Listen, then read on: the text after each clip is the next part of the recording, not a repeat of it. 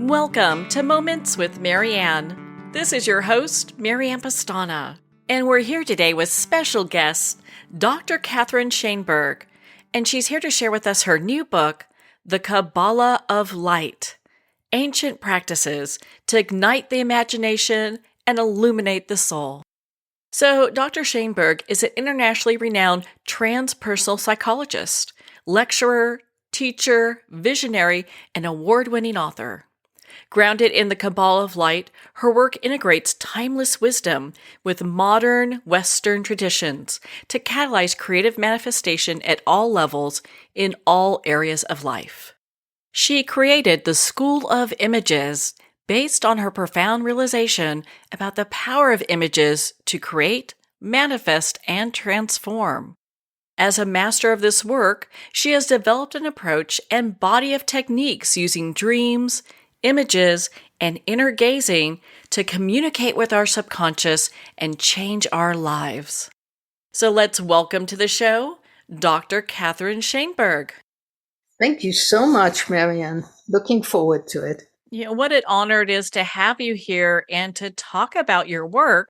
Why don't you share with us what even drew you to the Kabbalah of Light? What had you even interested in studying that? Well, this is a dream story, and the book is about dreaming. I never thought of studying Kabbalah. It never even entered my mind. But what I was doing since I was a tiny kid was dreaming. And I was looking inside and having visions. And when I met people, I would see from inside who they were, what they needed. So I did a lot of that work when I was very, very young. And was often actually chided for that because, as my father said, you react before I've even told you.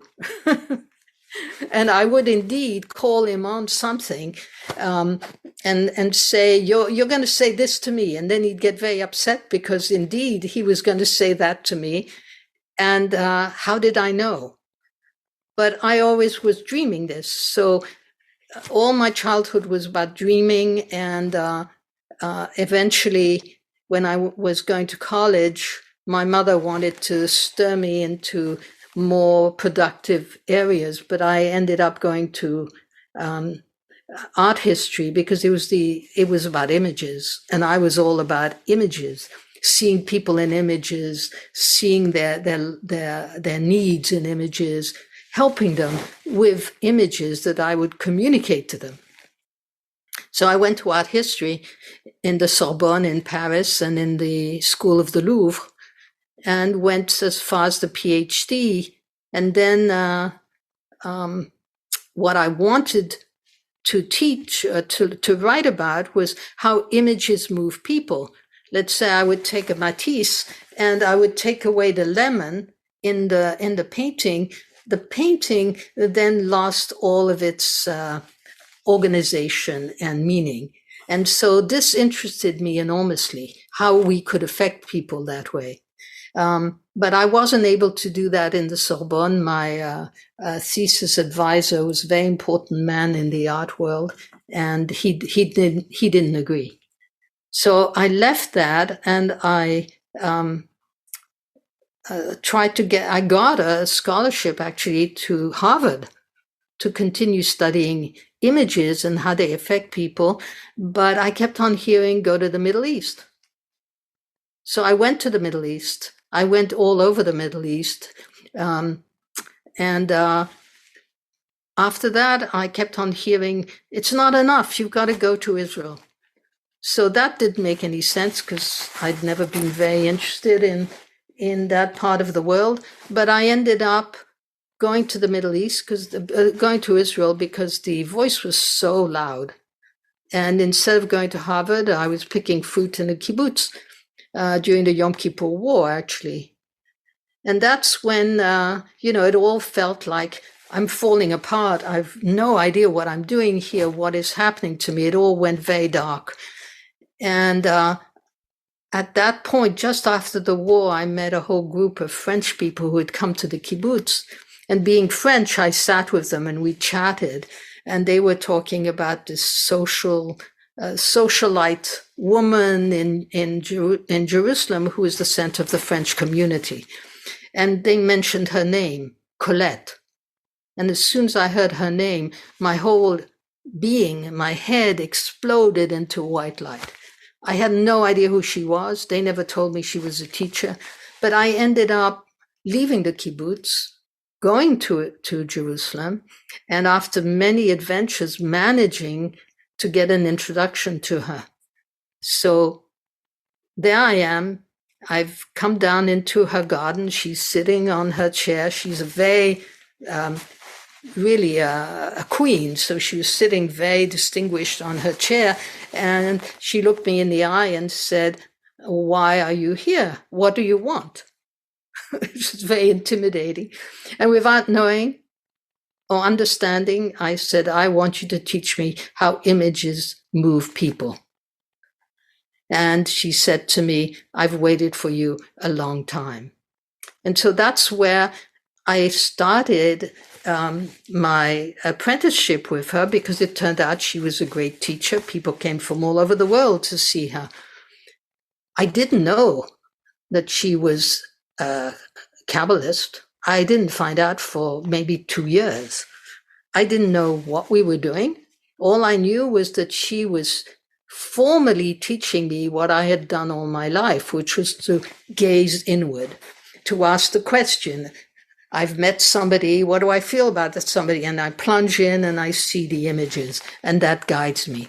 Or I ask my dreams at night, and the dreams show me the way. So we did all of that work until one day we were doing what is called a waking dream, which is you do the same, but in waking life, you close your eyes and you follow, let's say, part of the dream that was not clear. You go back into the dream, you're doing the waking dream. And in that waking dream, I was taken to the highest heavens where all the great masters were. And they started writing in black letters, which is very strange in that high level of vision. And it said Judaism. So that's when she took out a little book on Judaism and said to me, "Well, since that's what your waking dream says, why don't you take a look?" So I took a look, and it was totally familiar to me. I mean, beyond familiar. It was what I'd been writing about for months and years, right? And later I decided, well, I was a Jew, so I was going to convert. And that's what I did. And that too was extraordinarily easy. It was like I knew what I was studying. Kabbalah, therefore, came to me, not that I searched out for it. I never even thought about it. But I became part of that because the formal methodology she was teaching me was of Kabbalistic origins.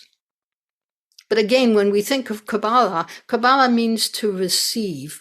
And we definitely receive when we gaze inward. Now, there are many different forms of Kabbalah, and they became more and more complex, studying the names of God or permutating letters. It was very complex. But the original Kabbalah was really looking inward, gazing inward, gazing into one's dreams or gazing into one's subconscious. And that's what we did for all the years of my apprenticeship. And I went every single day for at least 10 years. So I was her shadow. I sat next to her and watched her work with other people, work with me. I became her ambassador, if you want, because she never left her home. She was there waiting. If anybody needed to talk to her, she was available. So I became a Kabbalist, not because I wanted to study it, but because it happened. What a remarkable journey that you've had to get to where you're at. And it just sounds like you've always been on the right path, regardless what's taken place. I hope so. I mean, there are always little deviations from the right path. like you hear, you should call this person. And then because you're lazy, you don't call this person. And then something happens that shows you should really have called this person when the inner voice was speaking. So I learned very, very early on to really always listen to this still small voice. This is what the Bible calls it, right? The still small voice. Because for some reason, we have this magical, incredible inner alignment voice that is telling us the truth. And we all know it. We all have it. It is a mystery that we actually do have it. It's as if our organism, our subconscious knows exactly what is true and good for us and aligning us to our true purpose and our true mission in life. And it can be a tiny little voice that says, call this person. It's going to be useful. And so I've learned to really follow it as much as I can. It seems when we follow those voices, we do have, it's kind of where their miracles all kind of take place and happen, because we can't do it ourselves, it seems. We can't. I think that our conscious mind gets in the way with its logic and its analysis and its self-doubts and so forth, whereas the subconscious is really our nature, and it's really our inner being reorganizing around a question and telling us how to act. The subconscious tells us the truth, whereas the conscious mind is really dealing in facts. The subconscious is dealing in truth. And so we need to follow it. It doesn't mean that the conscious mind isn't of great importance. It is. And indeed, we made great strides in that direction, but it has to be balanced with the subconscious.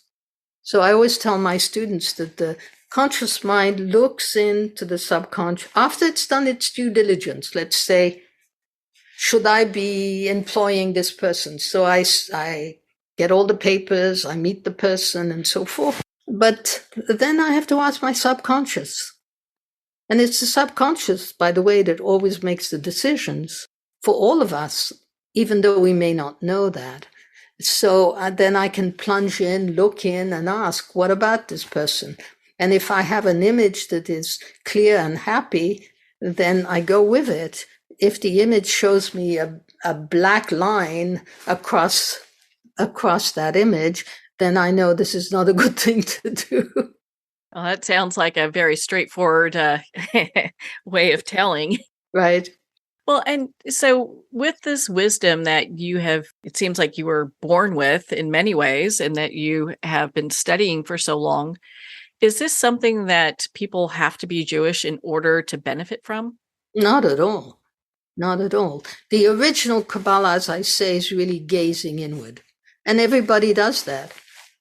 Every night we gaze in. We hover over, like God in Genesis, who hovers over the dark waters. That's what we do at night. We hover over our inner questions, and puff, light appears, and then an order appears. So the order that you need at this present moment is going to appear, right? Because anybody does that. Anybody at night looks in and hovers over the subconscious. And if you have an anxiety or question or yearning, it's going to pop up. It's like the subconscious suddenly brings itself into a particular order and shows you the way. And we all do that. Now, all of us also can do that in the daytime, so we don't need to be Jewish to do that. The formal training that I had was based on Jewish principles. But if you look at Christianity, for example, you've got so many visionary saints who looked in, who saw. Now, their particular focus was on Jesus Christ. And so they had many incredible visions of Jesus Christ or the Holy Mother, but they were doing the same thing. So no, you don't have to be to be Jewish. I have many students who are not Jewish. There's just such profound information that comes from ancient Jewish traditions. And it has me thinking, does this information from the Kabbalah answer some of the questions that we are dealing with today? Oh, totally. I mean, that's why I think it's so important today to be going back to our imagination. I mean, for 400 years, we have really explored the conscious mind, and it's explored it to its very edges, if you want. And when we come to the edge of that, we come back to imagination. We need to return to balance the two minds, the conscious mind and the subconscious mind. In the 16th century, the subconscious had become extraordinarily involved in superstition and fantasy. And we needed to get away from it, and it was the right thing to do. But today we see that in physics, for example, where the physicist is coming close and arrives at the same place as the mystic. We are bringing the conscious mind back to look at the subconscious. I always tell the students to take a look at the old tarot cards. If you look at the Marseille tarot, you will see the emperor fondly looking towards the empress. The empress is the subconscious mind. She's the generative, creative mind. And he is the conscious mind who's going to put into action what the subconscious shows him. In the modern cards, like the Rider-Waite, you don't see that.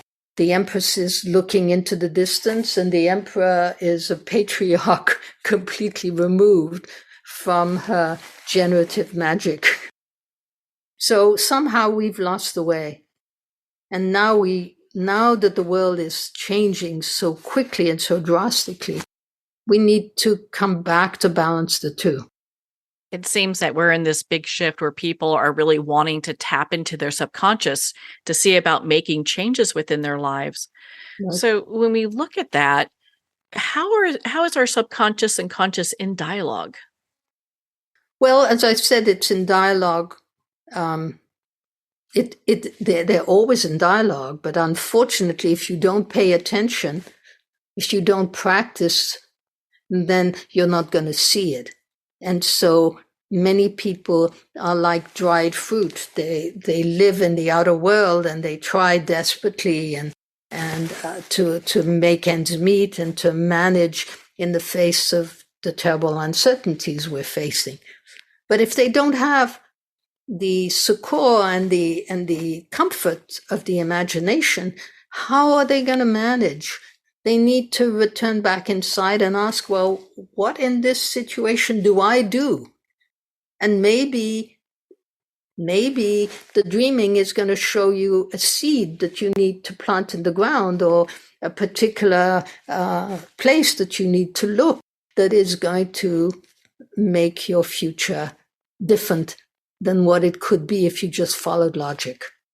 So we are at a time when we've come to maybe to the ends of the logical mind's purview of reality, and we really need to rebalance, to bring imagination back into the discourse. So how do we get to this place where we ignite the light within ourselves? Whenever you turn your eyes inward and look, you shouldn't be seeing anything, because how can you look on the inside, right? But as soon as you do, light appears. It's like Technicolor, and you have a dream in Technicolor. Now, the Kabbalists call this the light of creation. And this is they mean it very radically and practically. Every time I look in, I'm creating light. This is powerful, because everything is really light. Einstein tells us that, but we also, there is no real matter. Everything comes down to light if we let ourselves go in that direction. So if I turn inward and I look and I'm creating light, I'm enlightening myself. right? Now, if I practice this, that is, I do it regularly, I pay attention to it by writing my dreams down, for example, I'm creating this light inside of myself. Now, the Kabbalists say that the light of creation happened long before the sun, the moon, and the stars were created. So when they say the light of creation, they actually mean I am creating myself when I look inside. I'm creating myself with the help of my nature, which is my subconscious, that is showing me the best place for me to be at this exact moment and the best way for me to act at this exact moment. And when I do really create that light, the order immediately follows. An order follows that is showing me, take this path. Don't go to Harvard. Go to Israel.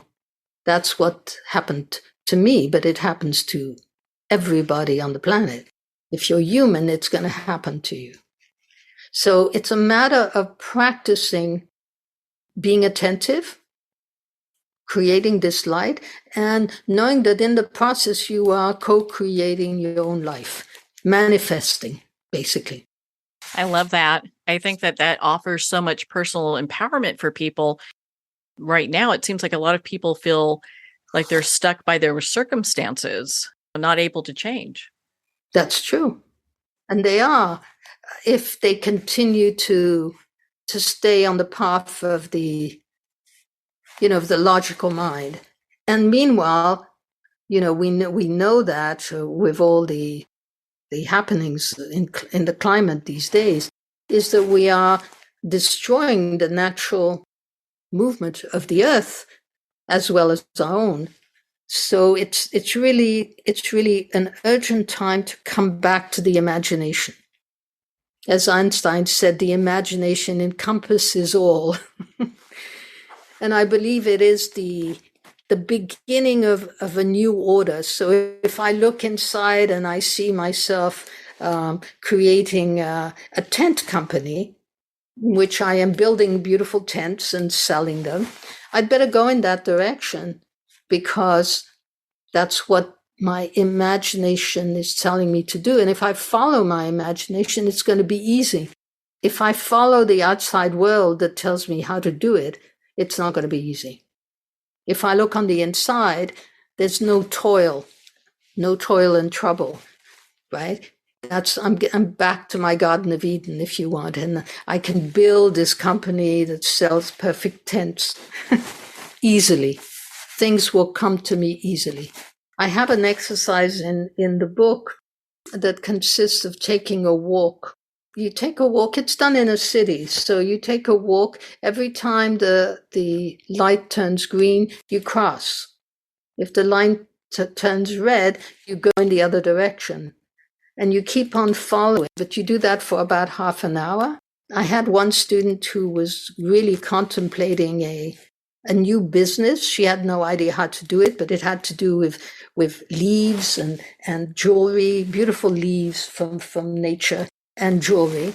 And in the process of her walk, she encountered everything she needed. The people who could manufacture it, the people who could set up the business, the people. In half an hour, she found everything that she needed. So that's a walk back into the subconscious. The subconscious is also outside as well as inside. It gives us signals, right, that are manifest in the dreaming world, which I believe is the basis of all of our worlds, is first the dreaming world. The Kabbalists see it as a great river that runs from Eden down into manifestation. And on the way, there's this whole world called imagination, or yetzirah, formation. If you're in that world of formation, this is what is going to push towards manifestation. So if you can tap back into that, you're going to be able to manifest much more easily and quickly and well. Well, that sounds like something a lot of people are looking to do. And you often hear people say, well, I want to create more abundance and more peace in my life. Is that something that's possible? I believe so. I think abundance is a question of attitude. If I believe, or if my family tradition is we're poor and we're not going to be able to do this, and money's not going to come easily, so we have all sorts of belief systems that are blocking the way. But if we think about the great river that I was talking to you about, that flows down from the Garden of Eden, we're all part of that great river. If we put blocks in it, it can't flow. And so the whole work really of the imagination is not fantasy. It's something very powerful, which is, I see a block, can I dissolve it so that it flows again and becomes easy? So you have traumas of the past, that the grandfather lost his farm and they had a very hard time of it and he got very bitter, and that's become the family history. Can we dissolve that? Yes, because it's in the imaginal field, what I call the dream field. And if we look at that in the dream field, we can actually dissolve that image and create a new one. Everything comes from energetic forms. So when the energetic form shifts, the life shifts. Is that what you mean when you say stop thinking and start imagining? Absolutely. We think too much and we put too much emphasis on the thinking. Again, don't throw the baby with the bathwater. You want to keep your conscious mind. You want to do your due diligence. You want to look around you, but it's not the only thing that's important, right? So we definitely need to turn back to the imagination. But again, the imagination not as something that we see in Hollywood movies, because that's fantasy most of the times, right? But really the powerful inner gazing that we receive, which the Kabbalists called revelation. So I need, if I take that seriously, if I look inside and take it seriously, and I ask the question, should I take this job? And it shows me a barren landscape, then if I take that seriously, because it was instantaneous. Change happens instantly. In the subconscious, everything can change on the instant.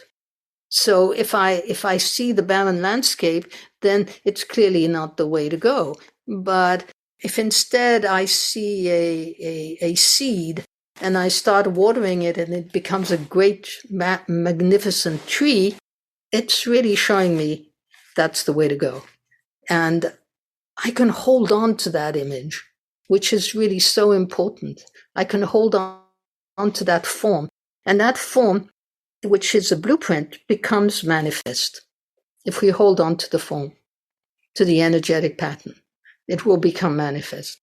So if I clear the family pattern of poverty and despair, and I build, let's say, a new vision of the future through images, through the work of working directly with the images, and a new tapestry of my future and my family's future appear, that's going to happen.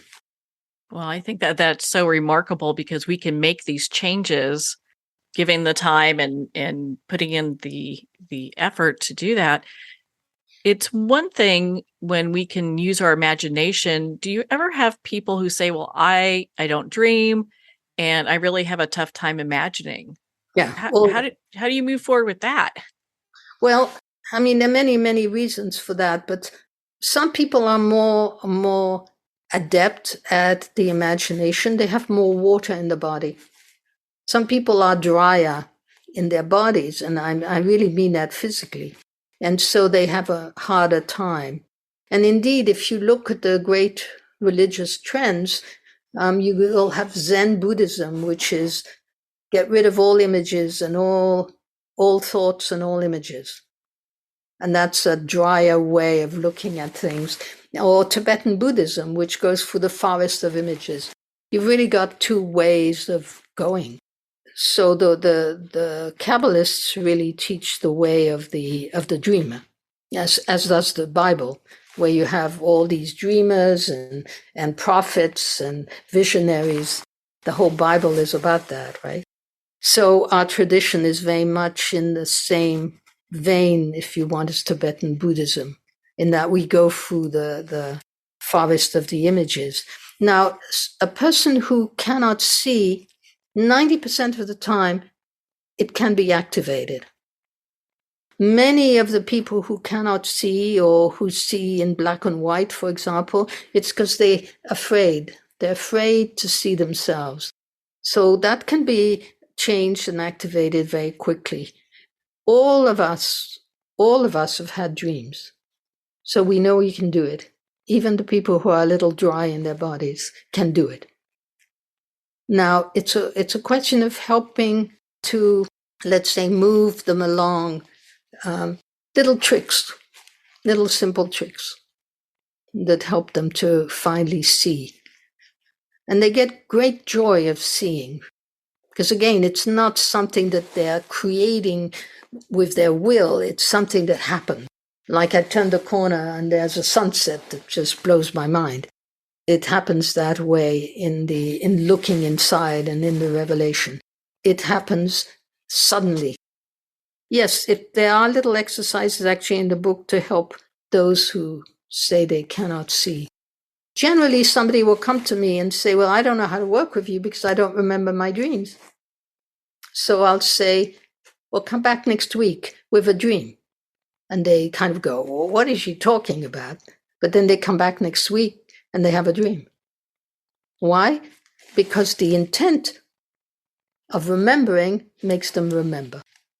So again, we see the conscious mind acting in tandem with the subconscious, because the intent comes from the conscious mind.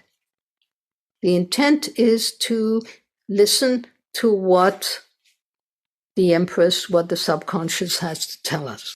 And when the intent is activated, then it happens. You have so many great exercises in here for people to use along their path. What are a couple that you find very empowering? We have thousands of exercises, right? And it's what I call sapphire exercises, sapphire imagery exercises. They're very short inductions to open up a window. Let's say you ask me, how should I think about this? And so we'll create a little exercise of 30 seconds that opens up the inner window, and that gives a little jolt, so the mental, the conscious mind can move out of the way and allow the subconscious to speak. So there are so many exercises, but there's a little one that I always give in the talks that I give because it's easy to do. Would you like to do one of those? Oh, I would love that. Okay. So close your eyes and sit up straight in a chair, legs and arms uncrossed. And opening your mouth a little bit, breathe out slowly, seeing the number 3. Breathe out to the number 2. Breathe out and see the number 1, tall, straight, and bright. Now imagine that somebody puts into your hand a key. Take a look at the key. And Marianne, maybe you'll speak up simply to help others. What is your key like? Mine is a skeleton key, an old skeleton key. Okay. Now breathe out, and once you've seen your key, then breathe out and ask, to which lock does this key belong? So is it a drawer, a door, a chest? What kind of lock is it? I see a door. A door. What kind of door? A red door, big red door, like you would see in almost like a Hobbit movie. So it's bright red, engine red. Yep. Good. Okay. Now breathe out. Are you ready to put the key in the lock and maybe open the door or open whatever it is that the key is meant to open. So breathe out and open and see what is. I see a bright sunset and beautiful scenery. Good. And how do you feel when you see the bright sunset? Peaceful. I feel very peaceful. Good. And breathing out, open your eyes. Yeah, that's a great experience. It's an experience. That's what revelation is. It's an experience. And that experience can change our lives on the instant. But here, there's the passion in the life, if I may say so, and usually I don't explain, but for the listeners, it might be interesting. The passion is shown by the red door, and the peace is what I'm passionately engaged with these days, coming to a place of peace and harmony, and many layered colors, because the sunset is many layered colors, right? Yes. Would you say that that's correct? That's exactly it. That's it. So it talks to us about our inner truth in very easy ways. Do you find that people sometimes overcomplicate things like that? They get the imagery of this beautiful sunset and they're trying to make it something else? Not really, because they don't have time. And that's why we do these very fast. So let's say I'm giving a class and I'll have maybe 10 or 15 exercises. They're done in groups, generally, not always, but generally. And then we do the exercise. It takes a minute, as you've seen, and it gives a complete jolt. Suddenly I'm in a place of peace and quiet and serenity. I found it. Now, if I keep that image with me, it's going to power my life. Now, in a group, you may have 10 people and each of them sees something entirely different. That too, for each of them, will empower their lives. Now, sometimes the image is one that frightens them or is not exactly complete. So we return into it. It's as simple as that. And we respond to the necessity of the image. And what I mean is, let's say that I find something, but I don't know what it is. So I'll take it out and I'll bring it to under a lamp and I'll see it more clearly, for example. Then I'm responding to the necessity of the image. And this starts the dialogue going with the subconscious. We want a dialogue to be going at all times between the two minds that we have. One is the wild mind, and one is our civilized, logical mind. We need them to interact and show us a path that is unique to us. Do people use this process in order to also find out their soul's purpose? Absolutely. It's a practice. So let's say you're doing your dreams, you're repairing the necessity of the images every morning. You are doing the Sapphire Imagery exercises. You are basically dialoguing, and as you dialogue, you're going to clean your house. It's like the ocean. The ocean today is full of garbage. We need to clean the ocean. And as we clean up the ocean, and then the underneath, which is your deeper subconscious and your soul image, will appear much more clearly once the oceans have been cleared of their detritus, right? So the beginning of the work is always a lot of clearing and cleaning, but eventually and very quickly, and it could be in 2-3 exercises, suddenly the soul shows you the way. It's very powerful. You can see where this would really be a powerful exercise to learn and to be involved in, because you can really work on things that keep us stuck. Yes. Well, in the tradition I come from, it's not the image itself that we have to hold on to and get stuck with, because even a good image can become a stuck place. We have to practice this until every time I ask a question, I get an answer. So I'm beginning to trust that the inside is always showing me the way. And so it's a different method, if you want, than fixing images, right? We don't want to fix images. But for a moment, let's say I've seen this magnificent tree and it's going to live with me and resonate inside of me for the next 3 months. And then suddenly I have a dream and something changes and I see another image. Trust it, just go with it, because it's the movement that is so important. The more and the quicker and the quicker we vibrate, the more we reach the deeper places of our soul, if you want. So if people are having like deep pains, deep hurt, is this something that they can also use to work through, maybe like ancestral trauma or? Oh, absolutely. Totally. And it's very, very quick. Surprisingly relieving. So as I talked to you about the grandfather who had a trauma and became very poor and was very bitter, this can be a family trauma that you see in all the members of the family until one of the family members decides to change the energetic pattern. And that's done in the work that I'm talking to you about. Once I change that form, and again, I'm not doing it willfully, I'm asking my subconscious, right, to show me that form and to show me how I can engage its necessity and clear it up. And as soon as I clear it up, it's seen and felt in the whole family, even if they know nothing about it. So we are completely at one in the dream field. We are completely organically, dreaming-wise connected. And so in a family, we pick up the secrets, we pick up the traumas, and if we change that and clear it, the whole family will feel the effects, even if they know nothing about it. That's pretty empowering. Being able to affect, in many ways, massive change that can carry throughout generations. I mean, my goodness, what a powerful exercise to do.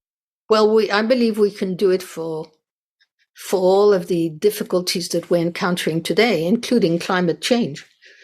I believe that we need to change our consciousness. And as we do, as we return to the inner truth that is embedded in the imaginal source of our being, we can actually come to deal with the terrible situations we're faced with today. We are faced with quite a bit. It's really interesting, the movement that we're currently in, where there's a greater acknowledgement and use of ancient traditions and knowledge in order to affect change, not just within ourselves, but within our families and within the planet. This is one of the things that really drew me to you and your work and your book. It just has so much empowering information. Well, yes, I do believe that the ancients were maybe, although they face similar human problems, right? Maybe today it's more global and therefore more difficult to deal with. So I do believe that we can, by changing the subconscious, because I think everything is dream. We are made of dream. We are making dreams come true, as we say, right? And we can unmake dreams that have not gone in the right direction, that are nightmares today. So once we can detach ourselves from the idea that it's fixed and cannot be changed, if we start with our subconscious and we start to undo or respond to the necessity of the nightmares, then something radical can shift. Of course, it's a tall order to ask the millions of people in this world to do that, but more and more people are meditating. More and more people are turning inward to these ways. And so I think I'm hopeful. Well, thank goodness for that. And, there seems to be such an openness for this type of information now. And people are really wanting to understand because, I mean, it kind of brings us in many ways as a civilization full circle as we understand where we come from. Ancient knowledge is just available for us to really work our lives out in a new way. Right. I think so. We've always stood on the shoulders of others. And so we need to do that again. The ancients knew a lot and were just as intelligent and deeply layered as we are, with different issues, outside issues, of course. But I definitely think that going back to systems that have proved their effectiveness is worthwhile, right? Yeah. Certainly, in our country, the American Indians had a lot of knowledge, deep knowledge of how to interact with other species. We need to learn that again. We need to put ourselves in their shoes and understand how they work, because we need each other. We are part of the same organism. Yeah, it's that illusion that we are separate that gets us into trouble. Right. But we are not separate. No, not at all. Well, you mentioned a while back when we were talking about some of the different experience, different exercises that you have, you brought up Sapphire Imagery. So how is that different from guided visualizations? Well, it's not that different. The difference is there's a jolt. And the best example I always give is actually a Zen koan. Hear the one hand clapping. Well, I mean, that's a jolt, because one hand cannot clap. And yet when you do it in the looking inward, something very powerful happens. That's a jolt that pushes the logical mind out of the way just for a second to allow the subconscious to speak. And the subconscious doesn't speak in the way of the logic, right? It speaks, as I said, in instantaneous revelation and new form making. It's as if suddenly the great river pulled itself together, picked up bits of information it needed, and puff, it pops up and shows us a new way. So the Sapphire Imagery exercises have that jolt. And also, very few schools that I can see of go fast. We go fast because revelation is instantaneous. And I believe that a change happens instantaneously. It doesn't happen in the logical mind, it happens in the subconscious. So we have to enable this instantaneity. So there's an experience. So the person having that revelation is filled with the wonder of that experience, or the awe, or the magnitude of it. And when that happens, we don't forget it. It's empowering. So that's what Sapphire Imagery is. And I gave it a name because I felt I needed to explain to the world, if you want, the difference. I can take somebody on a guided imagery, and you go down the path and you do this and you do that, and then you come to an altar and there are two angels. But it hasn't come from the deep inside of the person. Now, if I say if I say, what did the angels tell you? Well, now I've dropped into a different level of the subconscious, because I'm not guiding it anymore. Whatever the angels want to do or say comes from the deep unconscious, subconscious, right? Well, thank you. I so appreciate you going over that. And my goodness, Catherine, I mean, we could talk for hours. I just love your work. Where can our listeners connect with you and be part of your community and learn more about your work? Well, I have a school called the-school-of-images.org. So you can find that on the internet, the-school-of-images.org. And then, of course, there are the books that you can find on Amazon or on our website.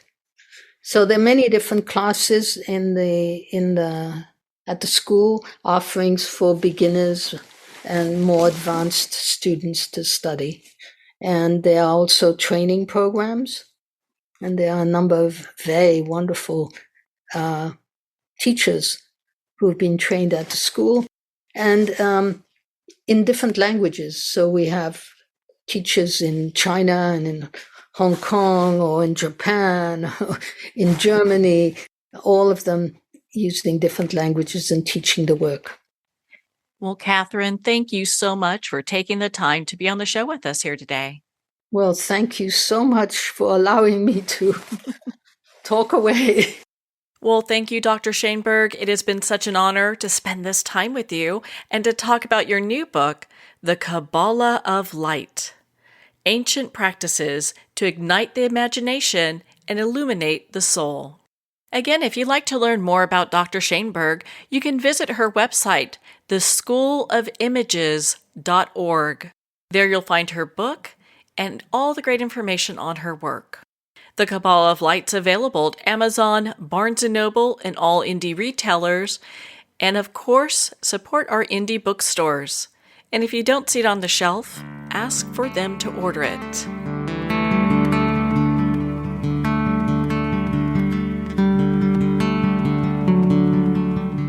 I'd like to thank Jason Eastwood at Guitarfulness for sharing his inspiring music and talent with us. His music is known worldwide for cultivating atmospheres of harmony, inner peace, and clarity. Visit Jason's website at guitarfulness.com. Join his newsletter, be part of his community, and download his music.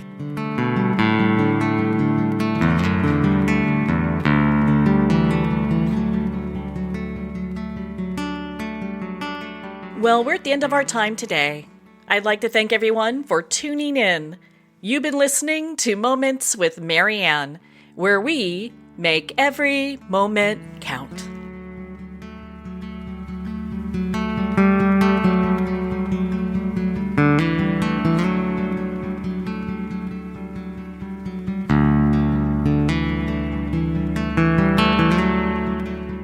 In a single moment, your life can change. Moments with Marianne is a transformative hour that covers an endless array of topics with the best of the best. Her guests are leaders in their fields, ranging from inspirational authors, top industry leaders, and business and spiritual entrepreneurs. Each guest is gifted and a true visionary, a recognized leader in her own work, and while teaching others to develop, refocus, and grow, Marianne will bring the best guest and sometimes a special surprise. Don't miss this. You never know just which moment will change your life forever. Make sure to tune in and visit momentswithmarianne.com for more information.